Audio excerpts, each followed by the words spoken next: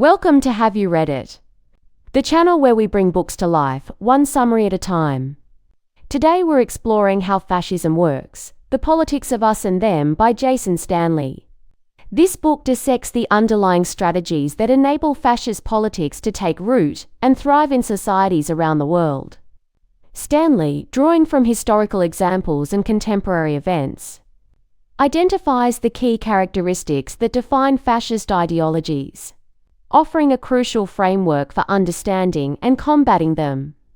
What makes this book particularly valuable is its ability to reveal how seemingly disparate political tactics are interconnected and contribute to a larger pattern of division and dehumanization.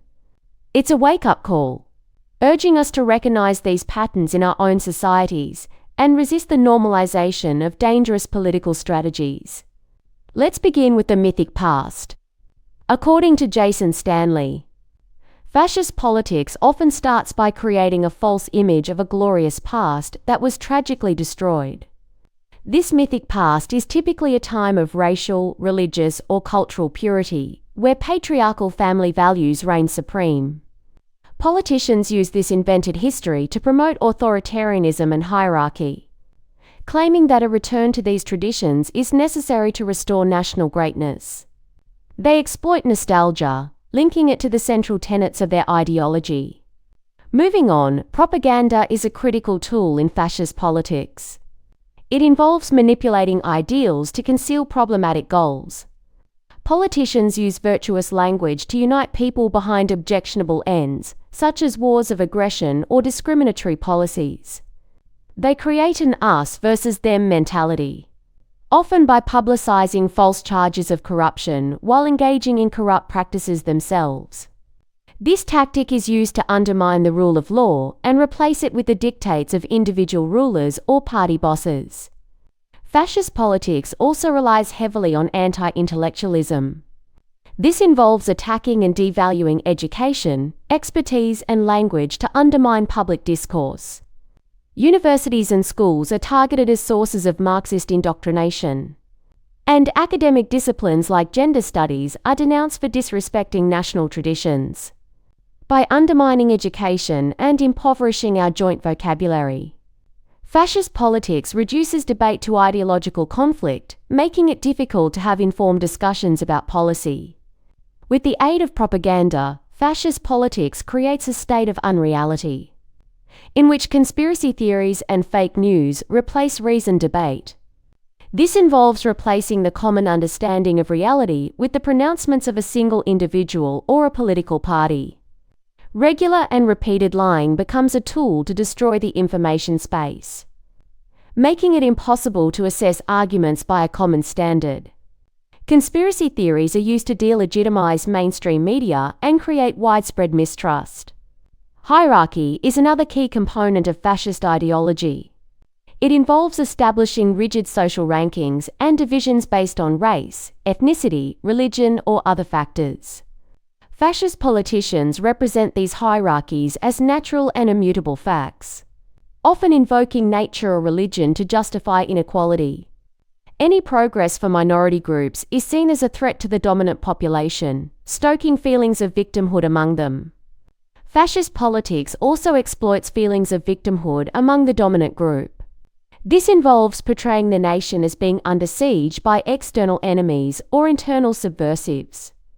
Politicians amplify the sense of loss and resentment among those who feel their status is threatened, directing it at minority groups or marginalized communities. This tactic is used to justify discriminatory policies and repressive measures.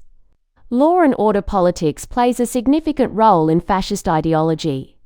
It involves casting us as lawful citizens and them as lawless criminals who pose an existential threat to the nation. This tactic is used to justify mass imprisonment, police brutality, and other forms of repression against minority groups. By portraying certain groups as inherently criminal, fascist politicians create a climate of fear and division. Sexual anxiety is also typical of fascist politics.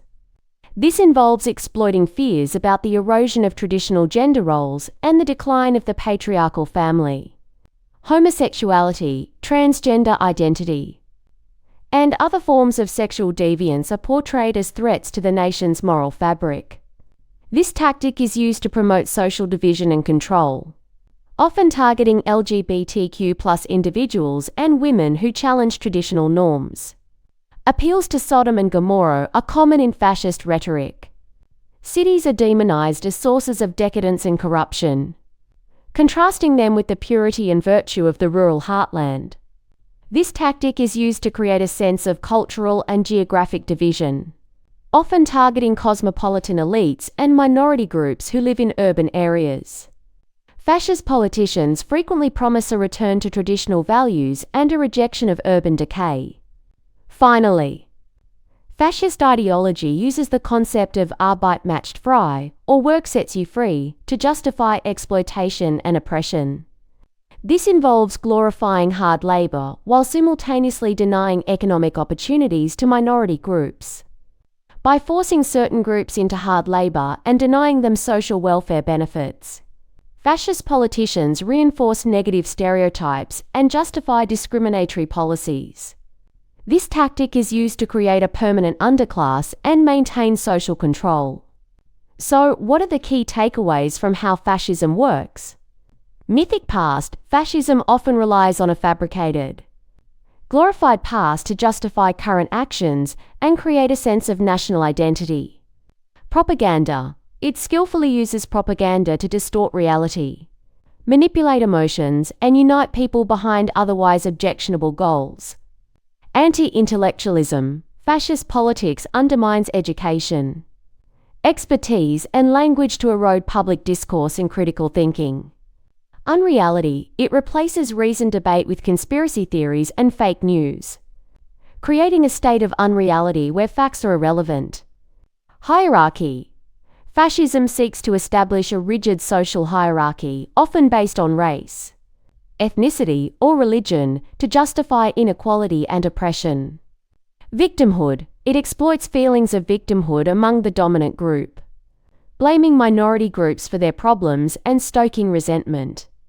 Law and order. Fascist politics uses the rhetoric of law and order to divide society, demonize minority groups, and justify repressive measures. Sexual anxiety. It exploits sexual anxiety and traditional gender roles to promote social division and control. Sodom and Gomorrah. Fascism demonizes urban centers as sources of decadence and corruption, contrasting them with the purity of the rural heartland. Arbeit macht frei.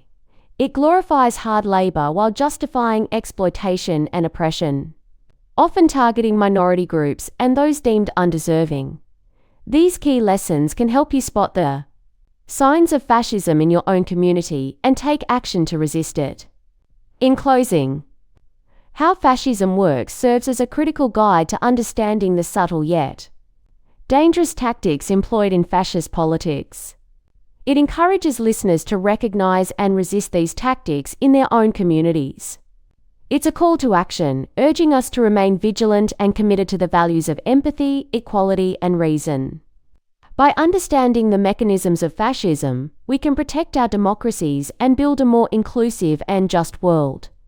Remember to further explore the ideas discussed in this book on your own by picking up a copy from your local bookstore or library.